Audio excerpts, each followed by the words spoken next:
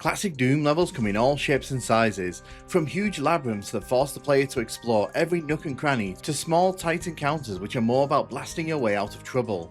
They're all interesting and mostly fun, mostly doing the heavy lifting there. Sometimes levels don't quite hit the mark, and in a few cases they really miss the mark. Today I wanted to go through the levels I think are the worst from across the many releases of Classic Doom. Classic Doom is a loose catch-all term here, but I'm using it to cover any of the original inspired Doom releases and games from over the years. This includes Doom, Doom 2, TNT, Plutonia, No Rest for the Living, Doom 64, the Master Levels, Sigil 1 and Sigil 2. I won't be including Legacy of Rust as I don't feel that fits into the spirit of this video. Also remember that these are my personal sentiments, you can disagree, and I encourage you to name the levels that you think are the worst from each of these Doom experiences. With all that out of the way, let's dive into the video. There's a lot of amazing levels in the original Doom 1 package. Some outings remain amazing to this day, but others felt half-baked even upon first play. In my opinion, no episode bears the brunt of this more than the third outing, Inferno. Experimental almost to a fault, this episode struggles to find a balance between good level design and outlandish concepts that don't really stick the landing. I feel there are several strong candidates for the spot of worst Doom 1 level from across all the episodes. This is a tragic final episode level for me, and the fact that it was the original ending to Doom makes me gag incredibly. Unholy Cathedral is a mess of teleporters and bad decisions across the board. There's a lot I want to say about this one, but frankly it's not worth the effort. It's pretty tedious. Fortress of Mystery is also the height of lazy in my eyes, but in its slight defense it only takes about 30 seconds to finish. No, for me the crown has to go to Gateway to Limbo. Forcing the player to trek across pain floors is bad, but hiding essential teleporters in very awkward to reach spots and then surrounding them with pain floors seems a bit over the top. The encounters in this level are dull, the puzzles are very lackluster, and the rooms are so large and empty at points that you feel like the level is very understaffed for its position in the roster of levels. To add to this, the level's layout is confusing, meandering, and borders on unplayable at times. I do like the look of this one, in particular on the console version, where the skybox really does add to the atmosphere of it all, but it just isn't enough to save this level from being the absolute worst experience for me. The fact that it takes so long to get through, the fact that it's a slog, and the fact that so many players have ended their Doom runs on this level because they found it so bad really does speak to the quality of this one. Doom 2's level quality is a bit more inconsistent than its first outing, and this leads to some incredible highs and some shocking lows. The almost levels in this slot include Nirvana, which is so tediously dull and ugly that I don't understand how it made it into the final game. Downtown in my opinion is poor execution across the board, but at least it has the ambition to shoot for the moon, and it isn't outright awful. The Chasm meanwhile is just a pointlessly large, meandering mess of a level which goes in many directions, struggles to maintain a clear focus, and is incredibly tedious and dull. The best encounters in this level are so far off the beaten path that many gamers will likely never encounter them. The part that really brings this level down though are those narrow walkways. Not one section of these monstrosities, but two, the second of which sits atop an inescapable pit of toxic that, on ultraviolence, sees lost souls eagerly trying to shove you to your demise. All of this is just ignoring how ugly some of the spaces in this level are. What exactly are we looking at in this blue room with the water on the roof? I'm sorry, well actually I'm not. The Chasm is a slog and a level which showcases the limitations of Doom's level design in 1994. Platforming and Doom don't mix well at the best of times, and here they're about as compatible as water and oil. The fact that the best way to play this is on the Game Boy Advance version, where it splits the level into two and actually turns the first part into a coherent level, speaks volumes about how poorly realised this is in the PC version. TNT is the official level set that most Doom fans hate on the hardest. The general view is that some of its levels are great, but a large number diminish in quality the further into the WoD you go. Baron's Den is one of the levels I have a deep hatred for in the classic Doom collection, and I always feel it's very out of place in TNT. Habitat is the obvious candidate, widely hated, poorly designed, and a very sloppy level, but here's the saving grace: you can finish this level inside 20 seconds. For me, any level that lets you pass through it easily can be as bad as it wants to be, because I don't really have to think about it. Administration Center on the other hand, oh boy. This level goes on and on and on and on. This might not be a problem if it was loaded with memorable encounters and fun rooms to explore, but I feel that even here it misses the mark on that brief completely. Enemies regularly block progression, rooms are varied between large to small and tedious. I think the fact that several points in this level make it hard to tell where you're actually meant to go next is very telling of how badly laid out this one is. The rooms are largely uninteresting and usually stuffed with imps or chain gunners, and counters lack variety. Even when the level tries to throw in variety in its design, it's done in a very odd, weird and not satisfying way. Why is this lift so slow? It's a level that outstays its welcome by a long margin, and while I appreciate the final room with the Cyber Demon is interesting and fun, it doesn't make up for the fact that 95% of this level is just a complete slog, let down by poor decisions and some really awkward choices. I know many within the Doom community hold Plutonia up as the peak of classic Doom level design, but for me, I find a few of its levels quite dull. There's only so many times I can be shot at by hard to hit chain gunners before it starts to feel cheap.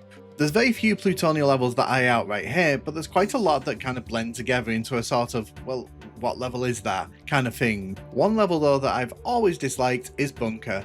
I think this level has a slapdash feel to it. It kind of feels like it was rushed together from a bunch of random rooms which never really meshed together properly. By the time you reach this in Plutonia, you've seen all the tricks and traps that the game has to throw at you, so when this level starts throwing the same old at you, the level loses its charm quickly.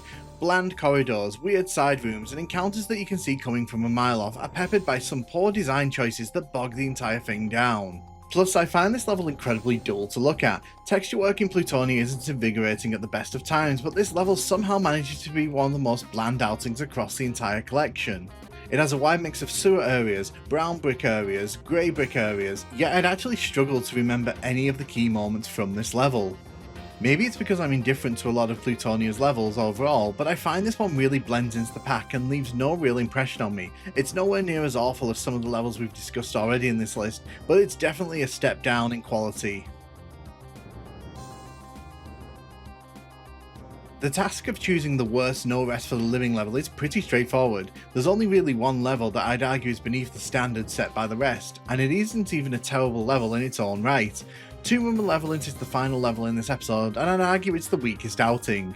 The issue here is that the Cyber Demon encounter is undercooked, and while putting imps in the room here adds some variety on paper, it all comes to a screeching stall in the execution. You can choose to face the Cyber Demon in the narrow corridors or find the switches to bring down the walls that makes the areas much larger. This makes it a bit easier to move around and to take on the Cyber Demon head on.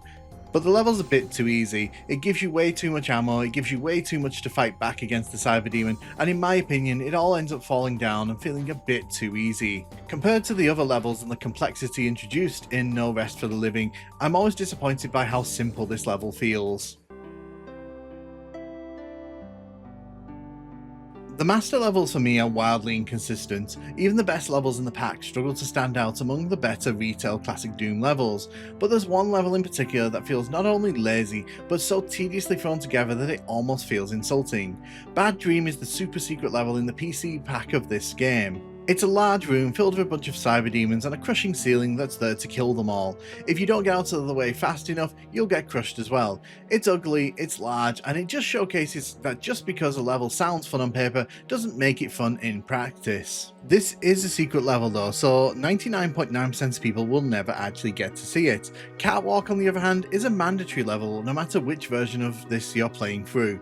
The level itself is a slog, but the titular catwalk is such a poorly realised idea that I almost wonder what was going on in the minds of those who said yes to this. Enemies shoot from great distances, and once you start walking across the catwalk, it falls into the toxic below. If you make your way over to the red door without the red key, you're stuck. It's horrible, horrible, absolutely horrible. What were they thinking? In the PS1 version of this level, yes, this got ported to Final Doom on PS1, they got rid of the sinking catwalk, which marginally compensates for the awful performance in that room. Absolutely terrible.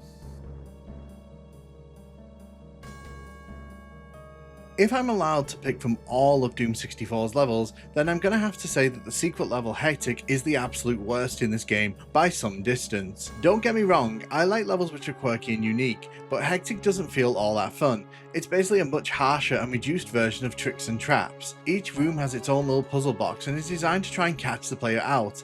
Here's the thing though, none of these rooms are nearly as fun as those found in Tricks and Traps. You've got a room where the floor falls away and you're forced to fight barons of hell from a tiny ledge. You've then got another room which spawns in arachnotrons at very close quarters, with a rocket launcher handed to you, ensuring that you'll take splash damage trying to fight them. And then there's a room where you'll be shot at by darts whichever way you move around it.